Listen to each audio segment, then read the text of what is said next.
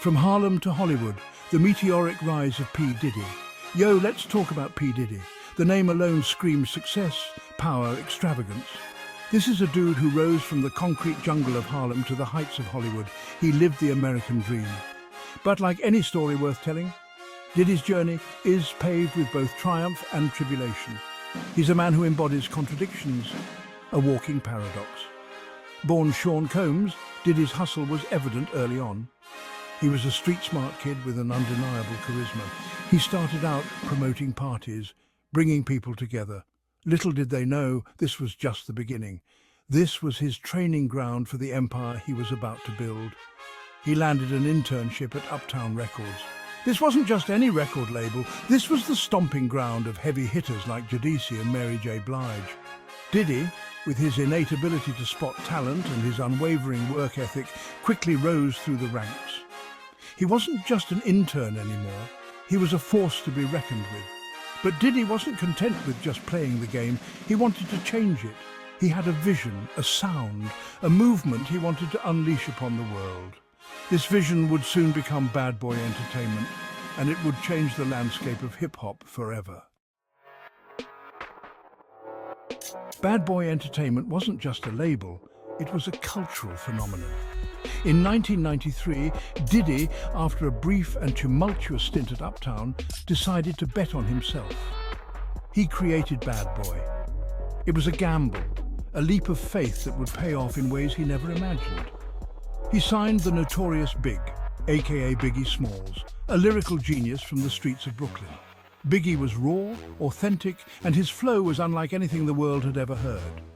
Then came Craig Mack with his infectious hit Flava in Your Ear. The Bad Boy sound was born. It was gritty, it was catchy, it was undeniable.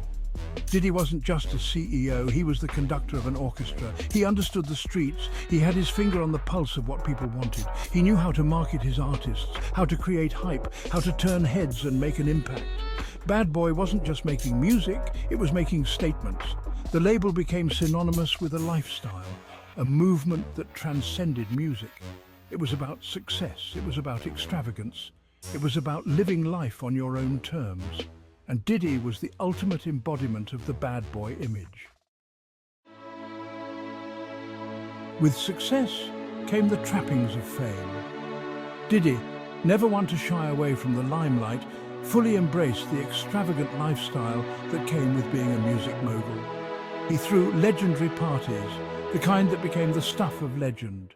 He was always surrounded by beautiful people, the champagne was always flowing, and the music never stopped. Diddy became synonymous with a certain type of opulence.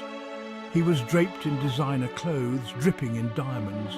He dated high-profile celebrities, further cementing his status as a cultural icon. He became P. Diddy, the ultimate showman.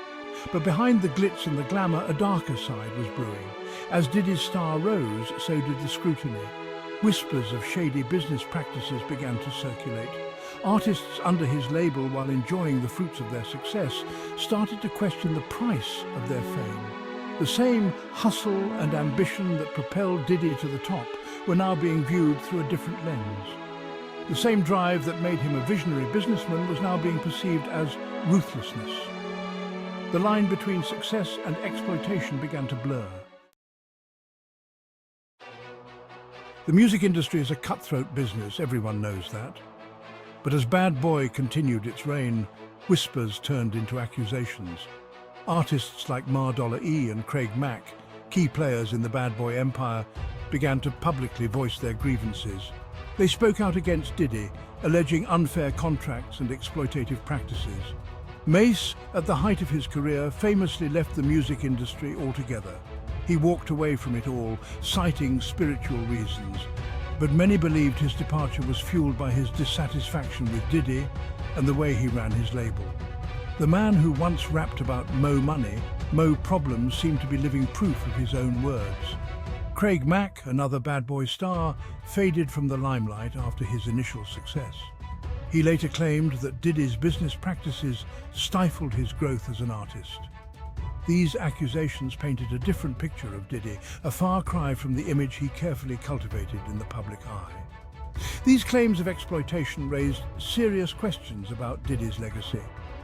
Was he a visionary who empowered artists, or was he a shrewd businessman who prioritized profit over people? Was he a mentor or a manipulator? The debate raged on, further fueling the controversy surrounding his